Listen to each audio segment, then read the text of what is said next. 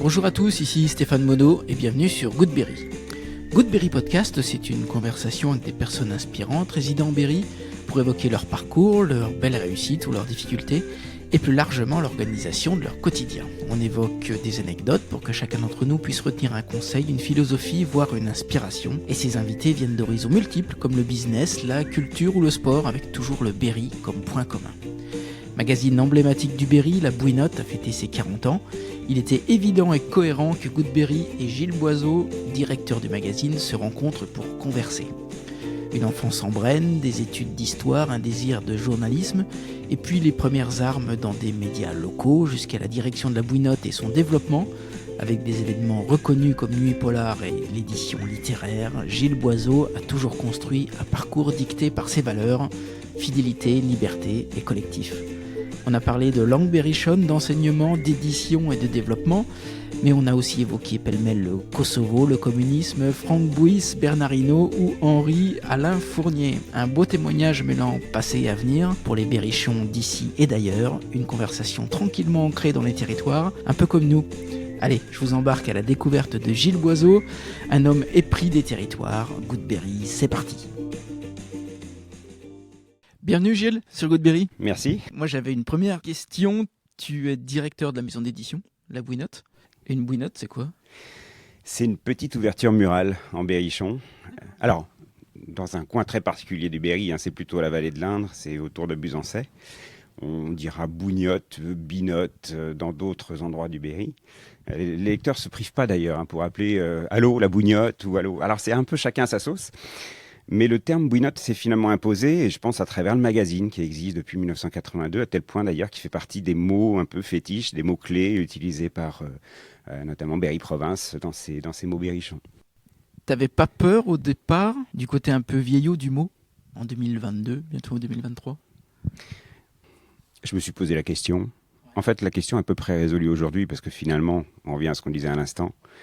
Tous ces mots qui font aussi cette culture, ces mots d'une langue qu'on ne maîtrise plus, finalement, qui n'existe plus, qui n'est pratiquement plus utilisée, ça fait aussi partie de l'identité de cette région, au bon sens du terme, et qu'on se réapproprie aujourd'hui. Cet attrait pour le terroir, il est aussi là pour les mots, à tel point d'ailleurs que quand on édite des livres en berrichon, ça nous arrive.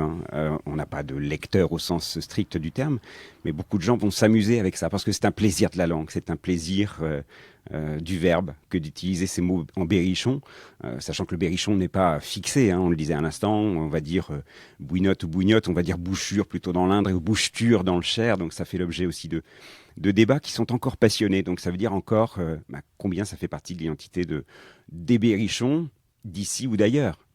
T'as un mot berrichon que t'aimes particulièrement ? Je peux difficilement éviter le mot bouinotte parce que il a bercé mon enfance, si tu veux. Je suis pas né avec, mais j'avais 10 ans quand la bouinotte a été créée sur la table du salon de mes parents. C'est mon père qui en est à l'origine. Je vois pas quel autre mot pourrait être fétiche pour moi que celui-ci. D'accord. Donc on vient de fêter les 40 ans du magazine. Ça signifie quoi pour toi ? Ça signifie franchement une belle réussite, une aventure au long cours, une reconnaissance aussi du fait de cette longévité, les transformations, les histoires parfois douloureuses, les réussites, le fait aussi de s'être quelque part imposé, comme on est une toute petite entreprise, mais on a certainement une image qui déborde largement ce que représentent stricto sensu les chiffres, le chiffre d'affaires de notre entreprise. Il y a une vraie notoriété, une reconnaissance de la qualité. C'est tout ça, cette longueur. Et finalement, ça correspond un peu à l'esprit berrichon. On construit patiemment, sur le long terme, pour hier et puis pour demain. Tu disais que tu avais connu la Bouinotte quand tu avais 10 ans. Comment tu qualifierais, toi, ta jeunesse berrichonne ? Heureuse, tout simplement. Une jeunesse, je suis né au Blanc, parce que mes parents étaient enseignants au Blanc. Maître d'école, maître et maîtresse d'école. J'ai eu ma mère d'ailleurs en CE1 comme maîtresse d'école. Avec toujours cette même question pour les enfants d'enseignants qui sont dans la classe de leurs parents, de savoir comment on appelle la maîtresse quand on est en classe avec elle. Maman ou maîtresse, en fait on l'appelle parrain. Et mon père aussi était enseignant, ma mère était en ville haute. du côté ex-Poitevin, si l'on se réfère à l'histoire blancoise. Oui, une enfance heureuse. Je parlais de la ville haute à l'instant, ça fait partie vraiment de ces souvenirs. Cette école était placée près du château Naillac, qui domine le Blanc. Il y avait une volée d'escalier pour descendre. C'était la boulangerie derrière avec les carrés de chocolat poulain qu'on achetait à la sortie de l'école avec un quignon de pain pour le goûter.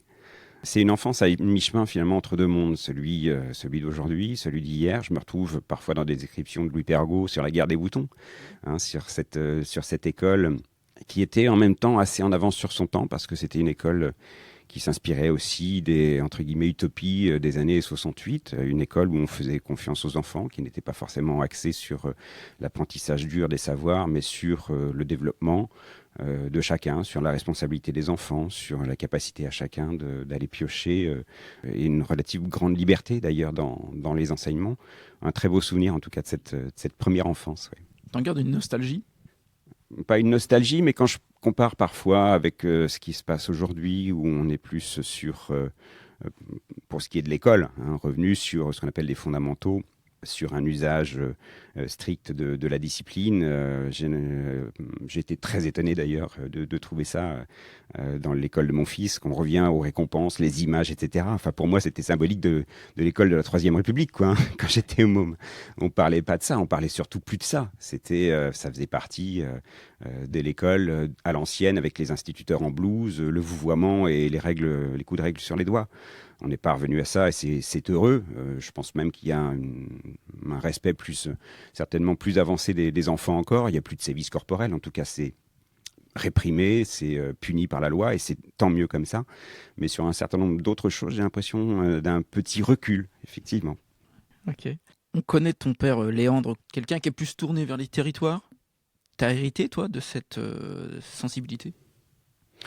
Ouais, alors, paradoxalement, Berrichon, on est né ici. Ouais. Après, on est un peu des quatre vents.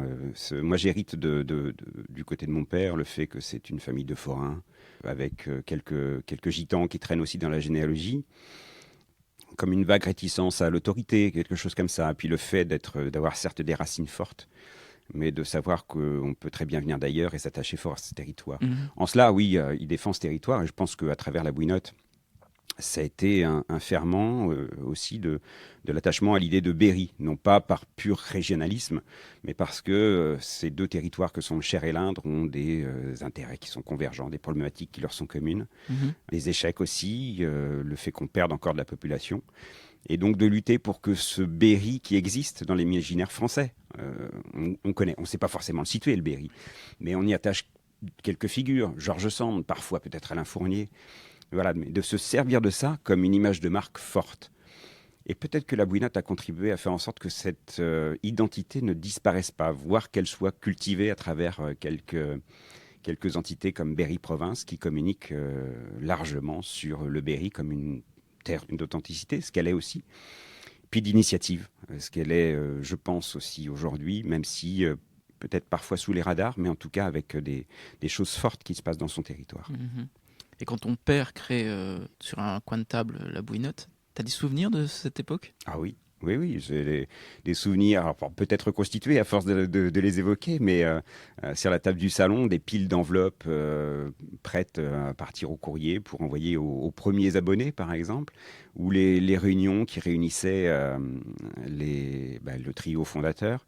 Alors c'est un peu les trois mousquetaires, parce qu'on s'est rendu compte qu'on oubliait trop souvent largement le quatrième, qui est Jean-Michel Lauré, qui est un illustrateur qui a donné aussi une très forte identité à la Bouinotte, et avec lequel on continue de travailler. Mais le trio fondateur, c'est donc Roland Hainaut, qui était professeur de lettres, Gérard Coulon, professeur d'histoire, conservateur d'Argentomagus, et puis mon père, Léandre Boiseau.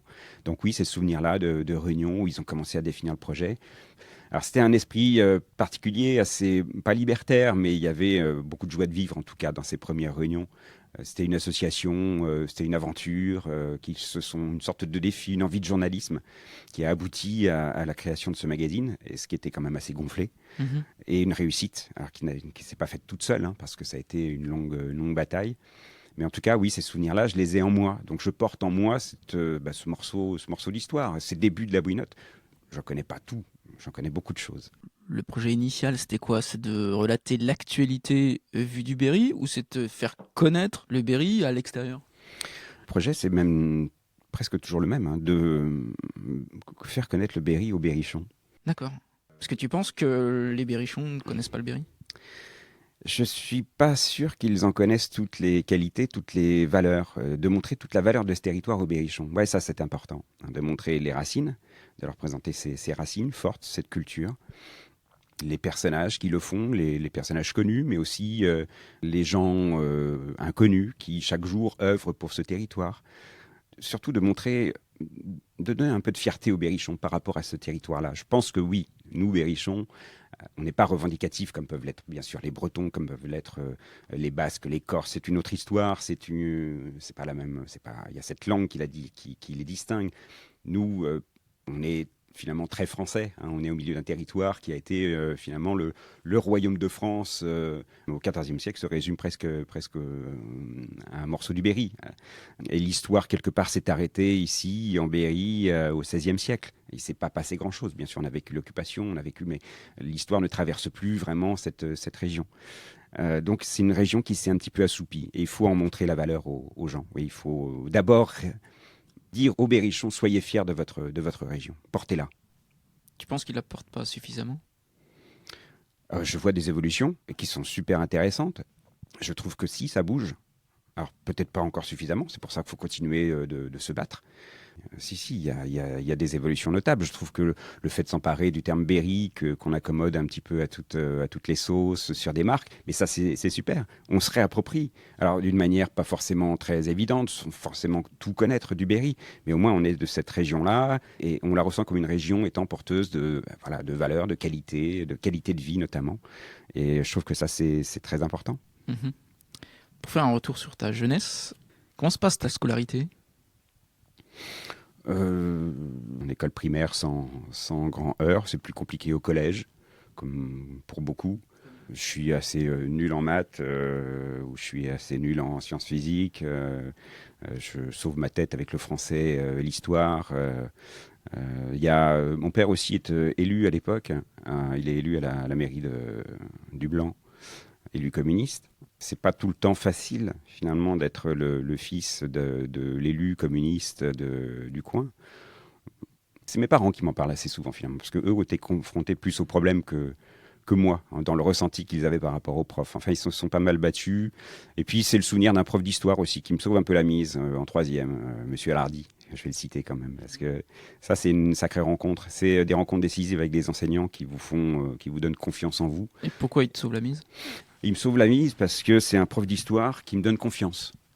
Enfin, je le ressens comme ça. Je ne veux pas dire qu'il me donne ma chance, mais je ressens une relation spéciale, privilégiée, et qui va me donner confiance pour la suite, qui va confirmer mon appétence pour l'histoire aussi. Je ferai des études d'histoire plus tard, et c'est certainement pas un hasard.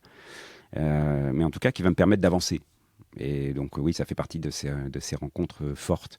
C'est pour ça que je pense que le métier d'enseignant est un métier fabuleux. J'ai failli être enseignant. C'est vrai que parfois, si on peut parler de nostalgie, oui, pourquoi pas. Hein, je me rêvais soit comme enseignant en classe unique dans une petite école de village, ou alors prof de fac pour transmettre aussi, totalement à l'inverse. Hein. Mais cette envie, cet idéal de transmission. Et puis de valoriser aussi des jeunes. Oui, c'est un pouvoir, on peut parler de pouvoir extraordinaire que celui de l'enseignant. Ouais. Ces convictions politiques de tes parents, tu les as gardées? C'est des convictions, c'est bien au-delà, c'est des valeurs. Hein, des valeurs, croire en l'homme, croire en le collectif, le bien commun.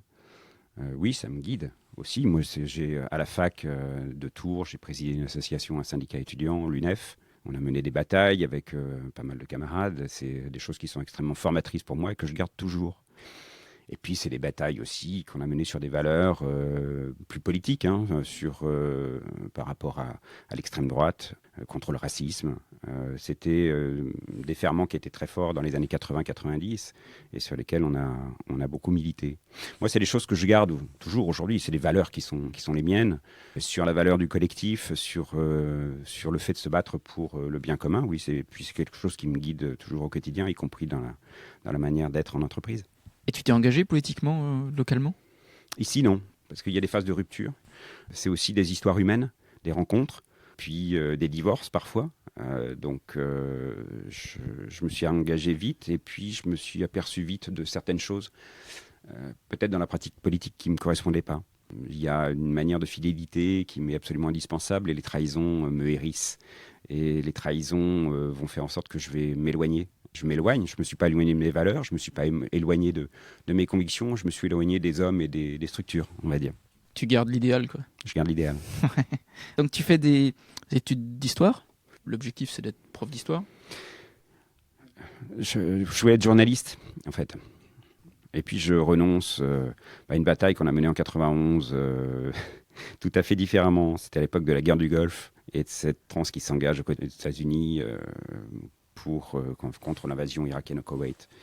On a mené une bataille lourde contre des manifestations, tout simplement. Je me suis engagé pendant 1 mois ou 2. Je veux dire que le traitement journalistique à l'époque m'avait vraiment plus que rebuté. Donc je suis revenu sur cette envie profonde que j'avais de faire du journalisme pour me diriger tranquillement vers une carrière d'enseignant. Tranquillement, je dis, parce que ça correspondait à une envie, certes, certainement. Mais je suis allé à une réunion de CAPES, j'y suis resté 10 minutes et je suis reparti. Pourquoi ? Question d'ambiance, question de rencontre. J'ai pas senti le truc. C'est pareil, l'enseignant, moi je l'attache à un certain nombre de valeurs. Et ce que j'ai ressenti dans cette présentation, c'était un concours. On ouvrait un concours au meilleur. On parlait pas de valeurs, on parlait pas d'engagement en faveur des enfants ou des adolescents. C'était que le meilleur gagne.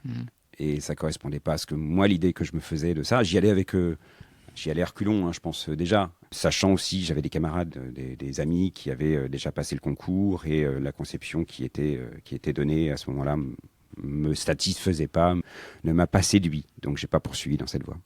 Mais c'est des décisions quand même importantes face à une opinion que tu as d'un moment. Non ? Oui, c'est un ressenti, mais peut-être que ça confirmait une vague impression, une impression que je ressentais déjà par rapport au système.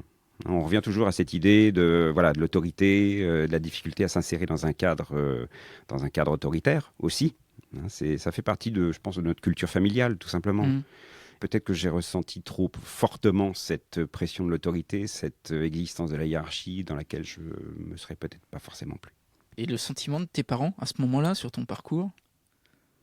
Ils n'ont certainement pas insisté, j'en ai aucun souvenir, et je crois pas qu'ils l'aient fait, pour que je m'engage dans cette voie, quoi. Je pense même qu'ils m'en ont jamais parlé d'eux-mêmes. Ils m'ont dit plus tard, tu aurais fait un super prof, ou un super instit. Mais ils n'ont même jamais exprimé cette opinion-là à ce moment-là. Ok.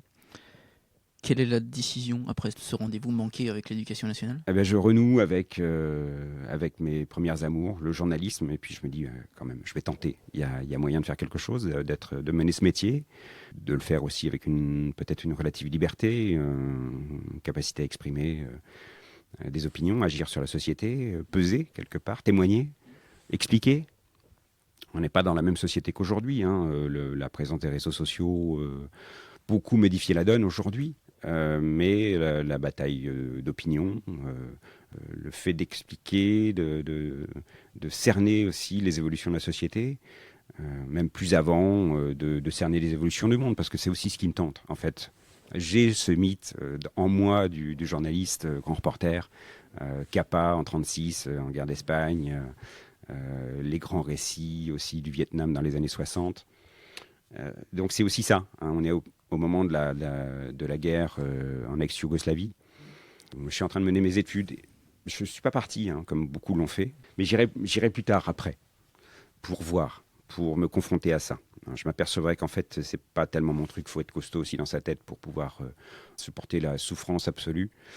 J'en ai vu que l'écume m'a déjà profondément bouleversé. Donc j'ai renoncé à cette espèce de rêve. C'est un petit peu bizarre de dire ça, mais je suis très admiratif de tous ces camarades journalistes qui partent au front, qui témoignent, les photographes notamment, qui sont au premier plan, les journalistes de radio. Mais il faut être bien structuré, bien entouré, fort. Je pense que je l'étais pas forcément, en tout cas pour ça. Et donc tu fais tes armes où ? Ma chance, c'est que tout à fait par hasard, je tente le concours de l'école de journalisme de Tours, de Bordeaux. Je suis pris à Tours. C'était un miracle, parce que j'y suis allé un peu un peu à tout hasard en me disant bon, je vais tenter. On était, je sais plus, 2000 ou 1500. Enfin, Ça consiste en quoi? à l'époque, c'était un entretien, c'était un QCM d'actu, et puis un bout d'échange en anglais. J'étais nul en anglais. J'ai dû faire impression à l'entretien. J'ai dû. T'as bachoté un peu? Même pas, Même à pas. peine. Non, non. Le QCM, c'était un QCM d'actu, d'histoire. Donc là, ça allait. Ça m'allait parce que ça me passionne, c'est un truc qui me tient. Donc voilà, j'ai réussi ça. Donc après, j'ai commencé, je suis revenu ici parce que j'avais plus rien à Tours. Voilà, je suis revenu ici. Et puis j'ai commencé à piger et à travailler pour le magazine, La Bouinotte. Ça correspondait aussi à un moment de l'histoire de La Bouinotte où il y avait la fin d'une génération de bénévoles, donc savoir quoi faire. Et puis j'ai travaillé pour le Berry Républicain. J'ai travaillé pour la radio, France Bleu aussi. J'ai pigé un petit peu pour des magazines, pour des journaux, l'Humanité aussi, pour La Vie catholique. Grand écart. Oui, le grand écart, mais bon, pareil, sur des valeurs qui ne sont pas tout à fait non plus antinomiques. Hein. Moi, j'avais une formatrice qui bossait à La Vie aussi, donc on avait pu échanger par rapport à ça. Les valeurs chrétiennes peuvent aussi parfois rejoindre les valeurs d'un idéal. On croit en l'humain. Hein, moi, je suis complètement athée, hein, totalement. Après, il y a des choses qui me semblent intéressantes aussi dans le domaine religieux. J'observe de loin, je discute. J'en veux pour preuve ce qui s'est passé aussi pendant la Résistance. Hein. Les gens qui ont de témoignages chrétiens, par exemple, qui n'étaient certainement pas des ennemis pour les communistes, pour tous les gens de gauche qui se sont engagés au cours de la Résistance. Il y a toujours eu ces ponts qui ont existé. Donc j'ai fait mes armes là, et j'ai goûté à cette occasion. C'est là que je suis parti, notamment en ex-Yougoslavie, après le conflit. Hein. Mais je suis parti au Kosovo, je suis parti en Bosnie, pour différents supports. On était après, hein, on était en 99-2000. Le Kosovo, la guerre au Kosovo venait juste de se finir. Donc j'ai pu constater, oui, combien ça pouvait être compliqué, hein, difficile d'être confronté à cette souffrance humaine. Ouais. Et c'était quel type de reportage? Pour le Kosovo, on est parti avec un ami, Tony Bellegarde, et on est parti en fait retrouver les anciens réfugiés kosovars qui étaient venus ici à Châteauroux. Voir ce qu'ils étaient devenus, repartis depuis quelques mois.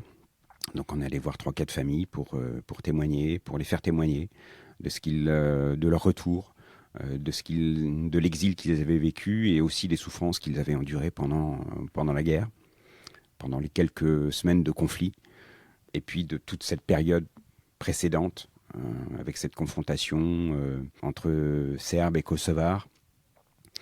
Cette situation assez inextricable, hein, c'est vrai que c'était une situation extrêmement compliquée à saisir pour ce qui était de l'ensemble de l'ex-Yougoslavie, parce que c'est une histoire qui prend racine il y a bien longtemps, un conflit qui s'est exprimé à cette occasion-là fortement, parce que nourri aussi par les nationalismes.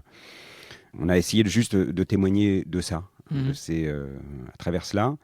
Mais oui, je dois dire que ça m'a fait réfléchir aussi sur cette idée du journalisme, du grand reportage de guerre, et de l'idée que l'on s'en fait, et de la situation telle qu'on la trouve, telle qu'on la ressent quand on est confronté au problème.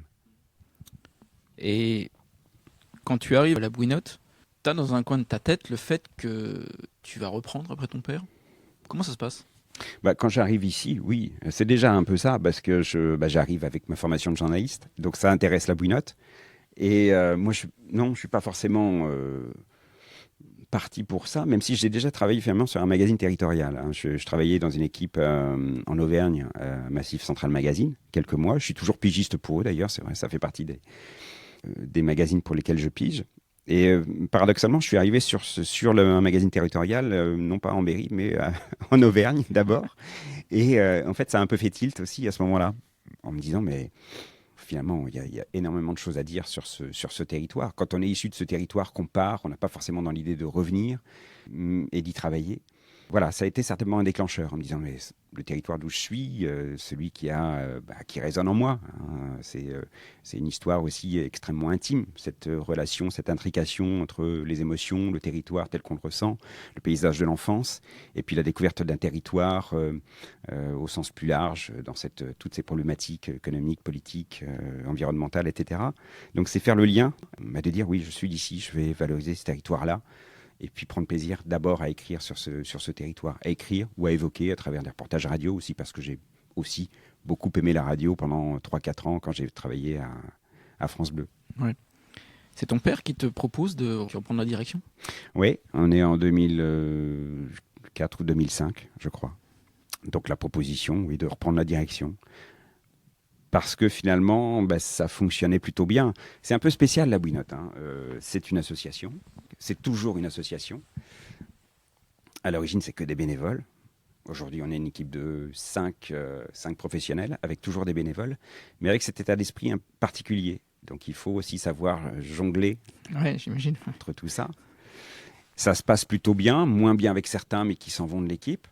Mais ça se passe globalement plutôt bien, avec une évolution du magazine qui fait que on va aussi accompagner la modernisation, à la fois sur la forme, une lente évolution de la ligne éditoriale. Donc le challenge est intéressant. Et puis la création, le développement plus exactement de la partie édition-livre. Très marginal encore quand je suis arrivé, parce que c'est 1 ou 2 livres qui sont édités par an. Une capacité qui est réservée aux rédacteurs du magazine. Et puis on va développer ça à partir de 2003-2004, et je vais le reprendre sur l'idée de développer la partie édition. Donc c'est aussi ça qui va pouvoir permettre le développement du chiffre d'affaires, le développement général de la structure, et puis la capacité aussi à embaucher, à structurer une équipe pour devenir une maison d'édition professionnelle. Et tu hésites à franchir le cap ? Oui, parce que je suis tenté aussi par l'aventure Radio France. J'ai été pigiste ici, donc l'alternative, c'est de partir sur le réseau, de faire mon tour de France comme tous les journalistes. Encore une fois, le fait d'être aussi autonome, d'être en situation de responsabilité totale, ça m'a aussi intéressé. C'est ce que je suis à la Bouinotte. C'est un fonctionnement associatif avec un conseil d'administration, etc. Mais ce qu'on me proposait, c'était véritablement de me donner les clés et de développer le magazine, de développer la maison d'édition. Et cette liberté-là, je dois dire qu'elle n'a pas forcément de prix. Et tu penses que si c'était pas toi qui aurais repris, je ne vais pas te dire que la Bouinotte se serait arrêtée, mais ça aurait été plus compliqué ? Je ne sais pas quel dessin elle aurait eu. C'est vrai que, à vrai dire, je ne me suis même jamais posé la question, véritablement. Oui, il y a une sorte d'engagement parce que c'est aussi une histoire familiale. Oui. Donc cette fidélité, peut-être que je me dois au magazine, au titre, elle a conditionné aussi le fait que je poursuive dans cette voie. C'est certainement un ferment aussi du fait que j'ai repris ça. Je ne sais pas ce que ça serait devenu. Je pense que l'aventure aurait intéressé, parce que c'est un magazine territorial sur le Berry, il y aurait eu des postulants. Après, ça serait peut-être devenu autre chose. Je ne sais pas si on aurait gardé la formule associative, je ne sais pas si on aurait gardé ou développé le secteur édition. Ça, après, c'est de la politique fiction. J'en sais rien. Et quand tu dis que la ligne éditoriale a évolué, dans quelle mesure elle a évolué ? Alors, l'état d'esprit est toujours le même finalement. Ce qu'on disait tout à l'heure, la définition, c'est montrer toute la valeur de ce territoire et la montrer d'abord aux Berrichons. Mais on le fait peut-être un peu différemment. Et c'est vrai qu'on s'autorise aujourd'hui à aller plus sur non pas de l'actualité, mais de traitement sur des problématiques contemporaines qui ne figuraient pas forcément dans les premiers temps du magazine, qui s'intéresse au patrimoine, qui s'intéresse à l'histoire, aux initiatives que pouvaient mener des gens, mais de manière individuelle. Là, on va traiter sous forme de dossier, dans le nouveau numéro du magazine, par exemple, sur comment vieillir en Berry, sur les alternatives, notamment à l'EHPAD, en rebondissant sur les crises que l'on connaît et le livre qui les a dénoncées en début d'année. Sur ces initiatives d'anciens qui se regroupent sur des habitats regroupés, sur des habitats partagés, etc. Donc autant d'alternatives. On s'est intéressé au problème de l'engrillagement, par exemple, sur les territoires que sont la Sologne ou que sont la Brenne. Voilà, vraiment sur des problématiques locales et qui sont traitées de manière transversale à travers tout le Berry, et qui aussi disent les problèmes auxquels sont confrontés ce territoire aujourd'hui, et puis des solutions d'avenir. C'est peut-être ça le plus symbolique, au-delà de la forme. Le magazine est intégralement en couleur, évidemment, aujourd'hui, avec, on va dire, peut-être plus de rigueur. Alors, ce qu'on a perdu peut-être un peu en folklore et en chaleur humaine, on l'a gagné en rigueur, mais on essaye quand même de garder cette proximité avec le lecteur, qui, je crois, nous le rendent bien. Il y a toujours cet attachement fort à la Bouinotte, au magazine. Et quel est ton regard, toi, face au digital ? C'est une évolution qui est là. Après qu'on le déplore ou pas, il faut faire avec et il faut accompagner. Donc le digital, on s'y colle. La Bouinotte est disponible sous format numérique en attendant d'autres évolutions. Le livre, on s'y dirige aussi tranquillement. Je pense que les évolutions de lecture sont en très nette évolution. Enfin, je pense. On le constate, tout simplement. On ne lit pas forcément moins, on lit autre chose, on lit différemment. Le temps de cerveau est peut-être occupé par d'autres choses que de la lecture, certainement. Donc à nous, de producteurs de textes aussi, enfin, on va dire, nous qui sommes dans la transmission du texte, de nous adapter pour faire en sorte que le texte reste central aussi dans notre culture. Parce que je pense que la valeur du texte est fondamentale, comme un outil de réflexion, bien sûr, et puis comme un outil d'évasion, de réappropriation, d'indépendance, de créativité, d'imagination. Le texte a cela davantage, comme avantage, d'être que le lecteur se l'approprie, et construit son univers. Bon, partant de là, avec nos petits moyens, on explore d'autres manières de faire. Pour le livre, donc ça va être le livre numérique, sur lequel on va se diriger de plus en plus. Le livre audio aussi, parce que c'est manière d'écouter un livre qui était plutôt réservé, on va dire, aux anciens il y a quelques années, et à travers le podcast aussi, devient une manière de plus en plus importante d'écouter du texte, d'aborder des textes. Le podcast également, comme aussi valorisation des articles que l'on peut mettre, que l'on peut diffuser dans la Bouinotte. C'est un ensemble. Et toutes les entreprises de presse, d'ailleurs, sont confrontées à cette même problématique. On n'a pas encore tout à fait trouvé le modèle économique qui va permettre l'équilibre entre tout ça. Mais en tout cas, les solutions, il n'y a pas une solution, les solutions sont multiples et transversales à travers toutes ces évolutions-là. La Bouinotte, elle est associée à Nuit Polar, oui, qui est un événement important maintenant à Châteauroux. D'où vient cette idée un peu folle ? Ça fait partie du bouillonnement de toutes les personnes qui gravitent autour de la Bouinotte. On a créé d'abord cette collection Blackberry, qui est une collection de polar en 2010, avec cette envie de faire autre chose que des présentations de livres, de faire peut-être des performances, de s'amuser avec le thème.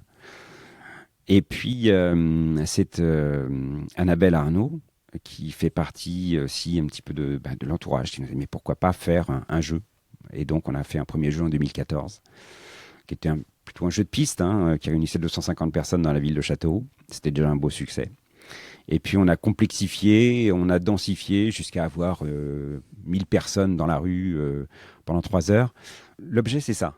Comment faire en sorte de populariser le thème, de faire en sorte que les gens s'intéressent au texte, toujours de partager ce partage, et puis valoriser la région, la ville en l'occurrence, de faire découvrir aussi la ville sous un jour nouveau, enfin sous une nuit nouvelle en l'occurrence, parce que ça se passe plutôt le soir, au Castelroussin eux-mêmes, de nous surprendre. Et de nous surprendre aussi parce que c'est vrai que ça a cassé la routine, une routine relative, parce que c'est dense comme travail, oui, pour ce qui est de la maison d'édition, de la publication des magazines.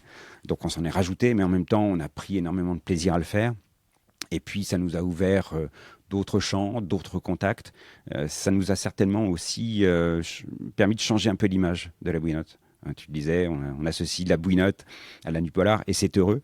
Ça n'a pas été tout le temps très évident au début, mais de montrer que la Bouinotte, c'est aussi ça. Et d'autres choses encore. Tu parlais tout à l'heure du statut associatif. Pourquoi c'est important de rester en association ? On s'est posé la question longtemps, savoir si on basculait sous un statut privé, si on basculait sous un statut coopératif. Et je pense que ça fait partie totalement de notre ADN, pour réutiliser une image assez commune, cette balance constante entre bénévoles et professionnels.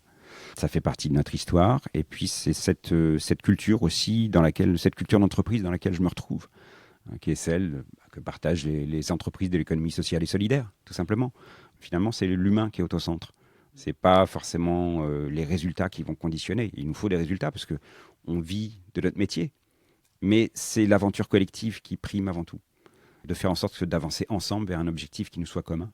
Je trouve ça beaucoup plus passionnant que d'avoir des gens qui soient à mon service au sein d'une entreprise privée qui m'appartiendrait, pour lesquelles j'embaucherais des gens. Là, c'est une aventure collective. Et là, ça rejoint mes valeurs. Ouais. Et quand tu parles de collectif, quand tu prends la direction, Ouais. comment tu appréhendes ce management d'équipe?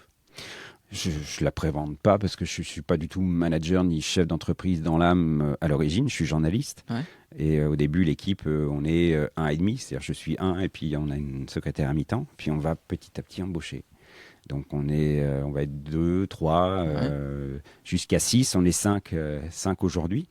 Il y a un côté, oui, un peu meute. C'est vrai. Hein, c'est ce qu'on nous a dit en tout cas dans la manière de fonctionner.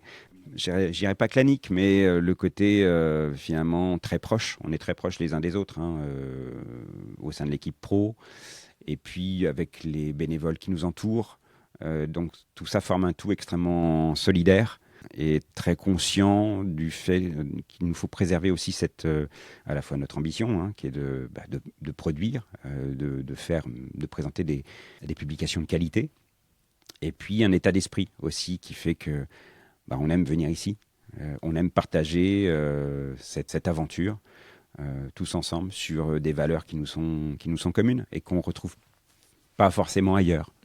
C'est assez drôle parce que juste avant qu'on commence la conversation, tu me parlais du quartier, parce qu'on est à Beaulieu, ici, un quartier de Châteauroux, quartier populaire, et tu m'as dit que en fait, la Bouinotte n'avait pas changé de quartier. Non.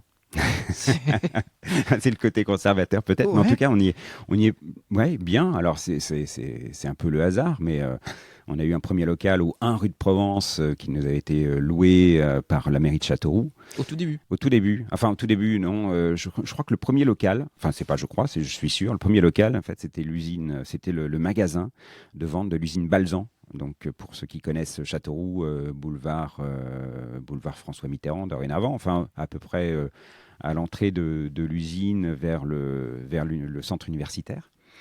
Quelque temps, et puis ensuite, rapidement, vers 96-97, un local au 1 rue de Provence, à l'étage.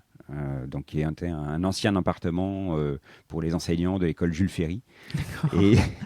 Et puis ensuite, on est venu ici, place de Champagne. Je dis ici parce que c'est de l'autre côté de la place, notre deuxième local, pour finalement arriver ici, il y a pas loin d'une dizaine d'années, je crois, dans ces anciens locaux de la CPAM, qui sont assez vastes pour nous accueillir, avec d'ailleurs une belle réserve que tu n'as pas vue, mais qui est sous nos pieds, avec la réserve de livres. Donc on a tout sur place. Et puis dans ce quartier, avec lequel on n'a pas énormément de connexion, et c'est en tout cas pas suffisamment régulièrement. Alors on essaye de les créer. On a reçu des classes ici, des enfants. On a fait des jeux avec la médiathèque qui est juste à côté. Faute de temps, très certainement. Ouais, et c'est des choses qu'on aimerait aussi à terme développer, parce que on est dans un quartier populaire. Et que quand on reçoit des classes, c'est intéressant parce qu'un éditeur, c'est quand même assez mystérieux comme activité. On sait ce qu'est un imprimeur, on sait ce qu'est un auteur, un libraire, mais un éditeur, que fait-il au milieu de tout ça ?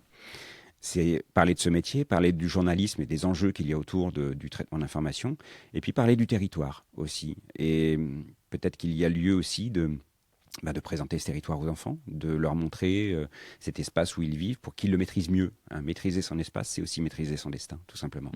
Donc il y a, je pense, des connexions à faire mieux encore avec ce quartier, même si on connaît très bien nos voisins. Ça se passe. À vrai dire, je connais mieux mes voisins ici que mes voisins chez moi. Ok. Pour revenir sur l'édition, comment tu choisis les auteurs ou les thèmes ?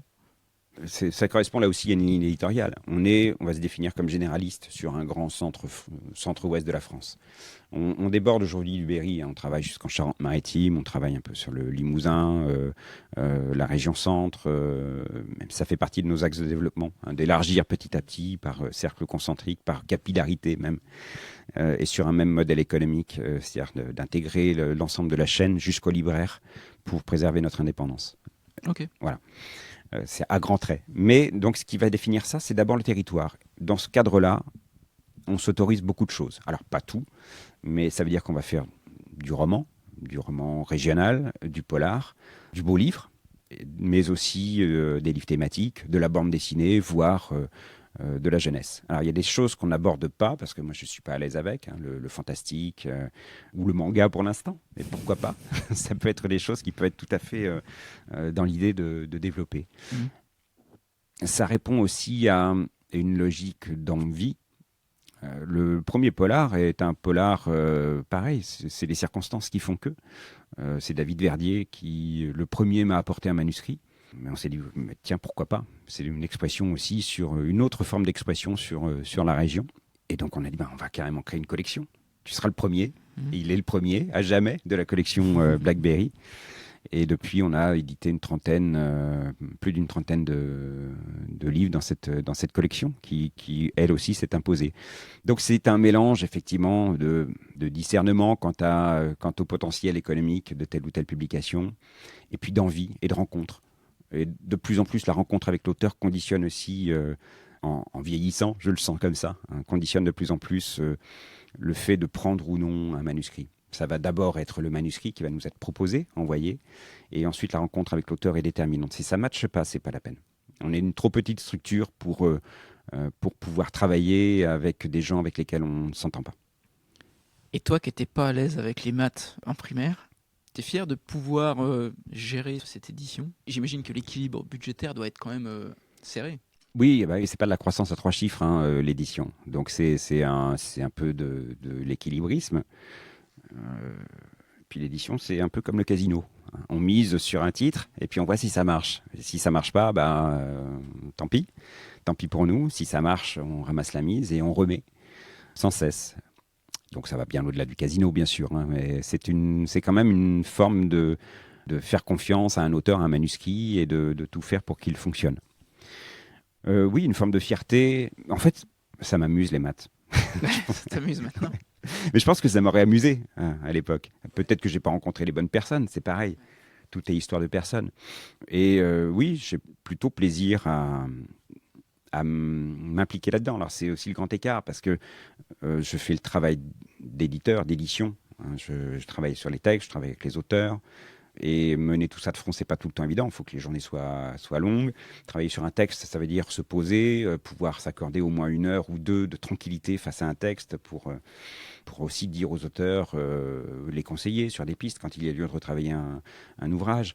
Et puis après, c'est la gestion quotidienne, c'est les rendez-vous, c'est tout ce qui fait l'image de la bouinotte, donc la communication. Mais oui, les chiffres, il y a un côté passionnant parce que c'est se projeter aussi, c'est un domaine de créativité qui est extraordinaire, je trouve, les chiffres, qui offrent finalement un cadre, mais un cadre qui permet de s'évader loin et bien au-delà de ce que je peux faire. C'est de la gestion simple, mais en tout cas, moi, je prends plaisir à ça et à revenir sur mes résultats, à projeter sur l'avenir, à tracer aussi des lignes pour les investissements futurs. C'est une fierté, une satisfaction en tout cas. Ouais. Tu reçois beaucoup de manuscrits? Là, on est à 2-3 par semaine quand même. Quand même. Ouais. Donc, comme c'est de plus en plus, j'avais un comité de lecture un peu informel, donc on monte un vrai comité de lecture avec rendez-vous réguliers, lecture des manuscrits, croisement des manuscrits. Alors, il y en a quelques-uns qui ne correspondent pas à notre ligne éditoriale. J'en ai reçu un hier soir qui concerne plutôt une étude sociologique sur l'Afrique. Bon, voilà, ça va être un peu loin de nos domaines. Ça ne dit rien sur la valeur du livre, mais en tout cas, ça veut dire que nous, on ne pourra pas le défendre. Mais après, on reçoit pas mal de choses, oui, dans le domaine du roman ou du roman policier, et qui sont souvent intéressantes. Et ça fait partie aussi, parmi les publications, j'ai pas fait le compte, mais on a quand même pas mal de nouveaux auteurs, l'année dernière, enfin cette année, qui ont été publiés sur un envoi de manuscrits, et qui ont été retenus par le comité de lecture qu'on a retenu pour la valeur de ce manuscrit, parce qu'on se sentait capable de le défendre. Et c'est des gens du coin qui écrivent des histoires? Oui, beaucoup de gens du coin qui écrivent soit sur le passé, sur des polars. Après, on a de plus en plus de gens qui viennent, qui s'adressent à nous de l'extérieur, du territoire.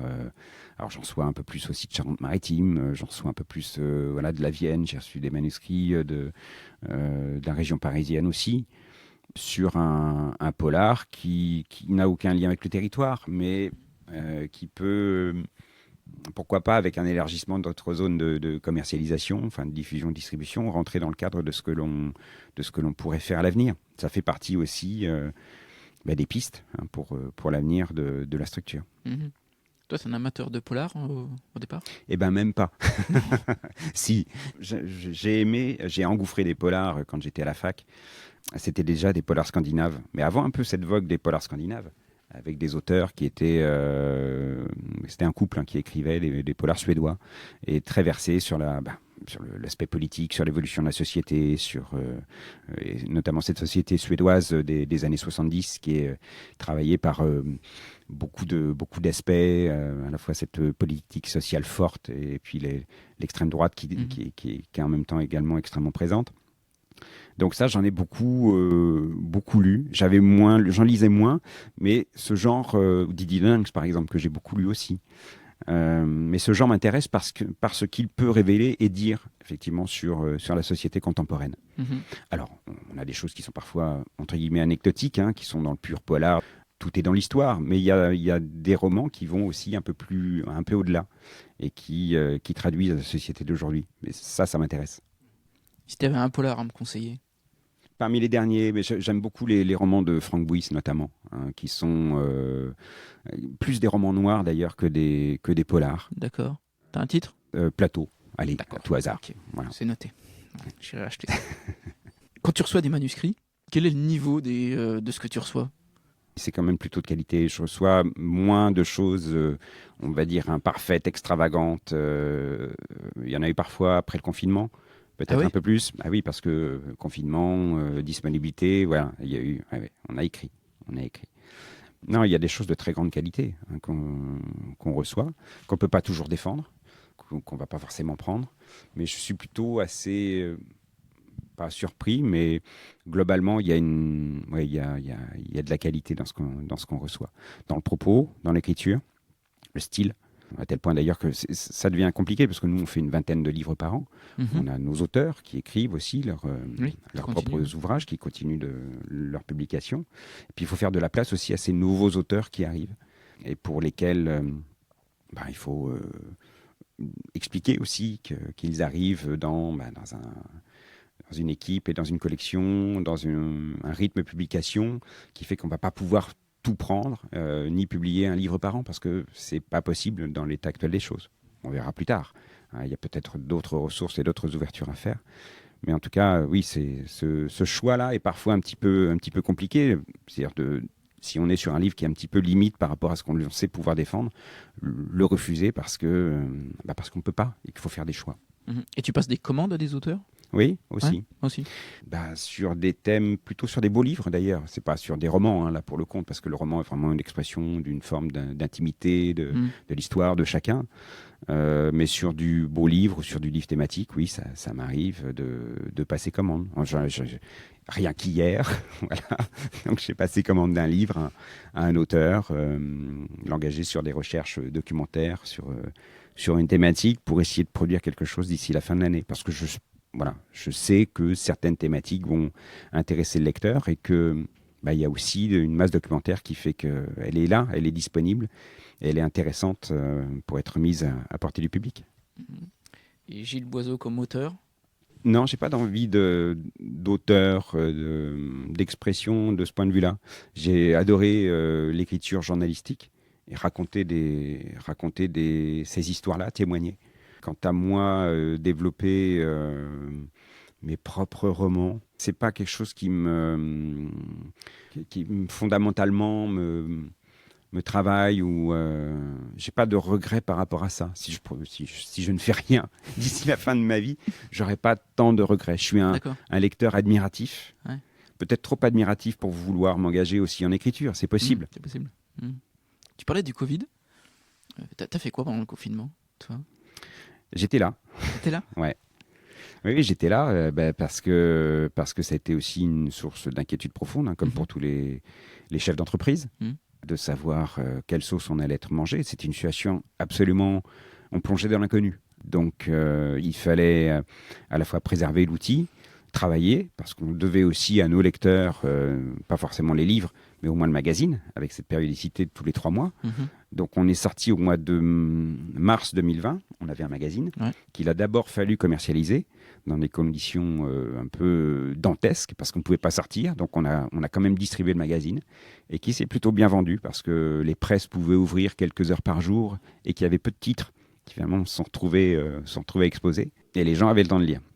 Et puis ça nous a permis, passer la période de consternation, d'inquiétude aussi, de travailler sur un plan de relance, de chercher aussi des financements, et puis d'étudier les possibilités de reprise, de modifier le programme de publication de livres, de le reconditionner en fonction des possibilités qu'on pouvait avoir sur la sortie espérée qui était au mois de mai-juin suivant. Mmh. Et je dois dire que ça a été une période inquiétante, mais aussi complètement exaltante. Mmh. C'est quelque part ce plaisir de barrer par gros temps, sans réelle boussole.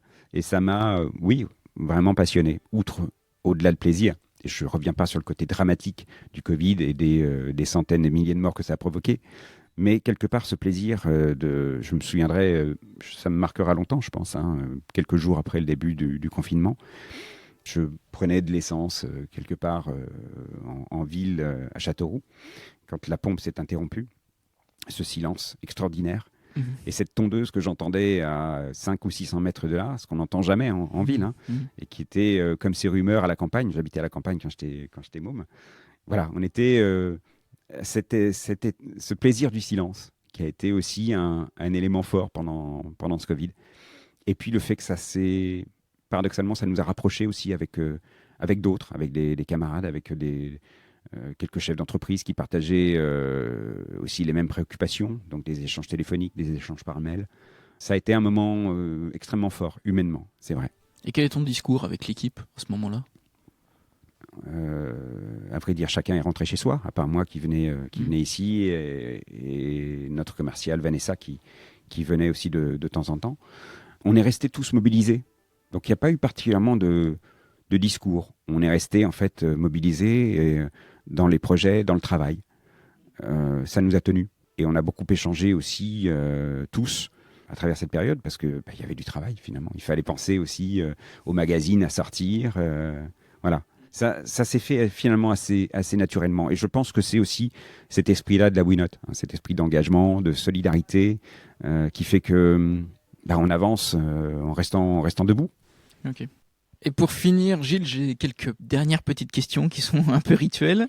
Je voulais savoir si tu pouvais refaire une chose dans ton parcours, qu'est-ce que tu referais ? Le Tour de France. C'est-à-dire ?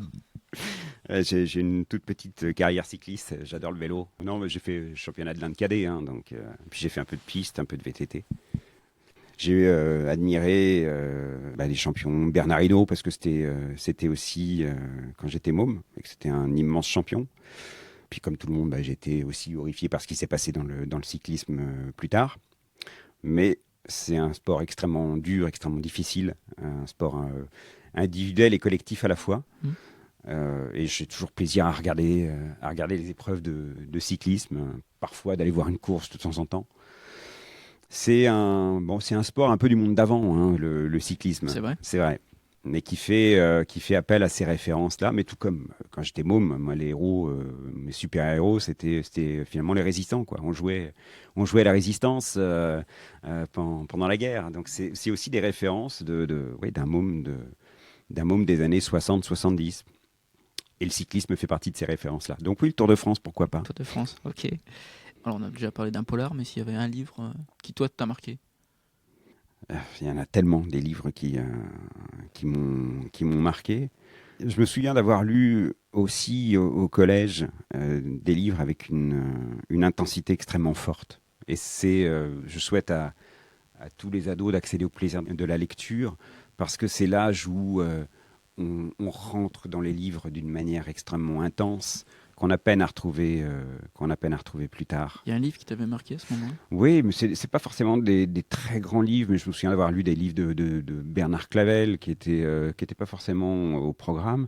Je me souviens d'avoir lu un bouquin de Barjavel aussi, La Nuit des Temps, voilà, avec une très grande intensité. Celui-là était au programme. Et puis Le Grand Maulne, bien sûr. Le Grand Maulne que j'ai, à vrai dire, jamais voulu relire.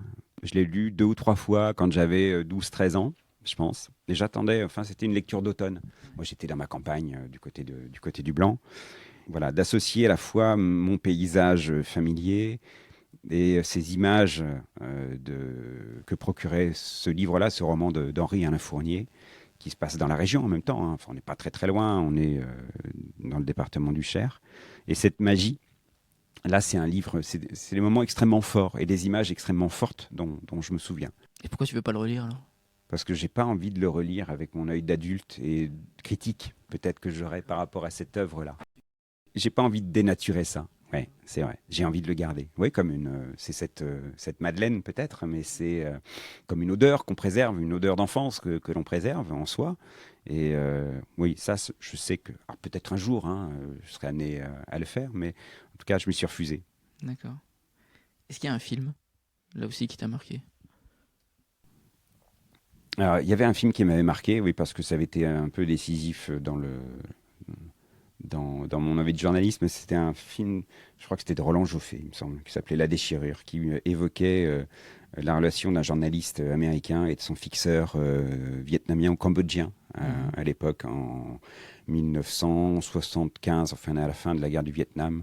Je crois qu'on est au Cambodge, hein. Je l'ai vu mais il y a 40 ans ce film, j'avais un peu plus de 10 ans peut-être. Et ça a beaucoup fait pour moi, pour la fabrication du mythe, cet intérêt aussi pour le journalisme, d'être à la fois témoin et acteur du monde. D'accord. Dernière question, Gilles.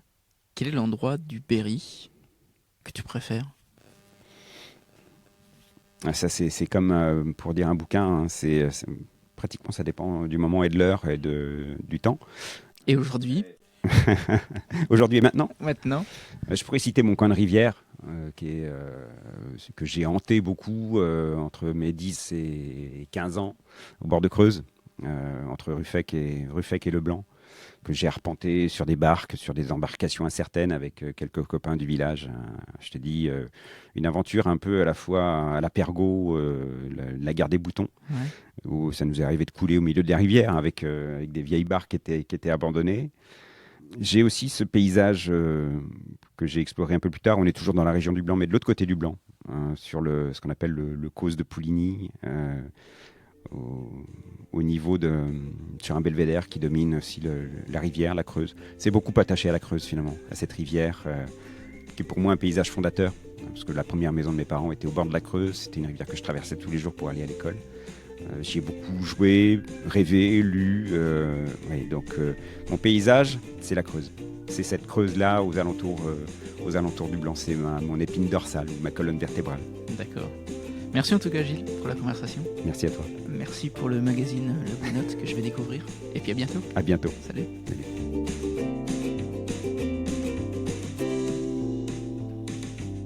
Hello, j'espère que cette conversation vous a plu et qu'elle aura éveillé votre curiosité pour vous abonner au magazine La Bouinotte et découvrir ses collections de livres. Je mets tous les liens évoqués lors de l'épisode sur la page Facebook de Goodberry Podcast. Et en parlant de cette page, pouvez-vous partager les posts ne serait-ce qu'une fois pour faire connaître notre communauté. Merci d'avance, je vous retrouve lors d'un prochain épisode et d'ici là, portez-vous bien et inspirez-vous.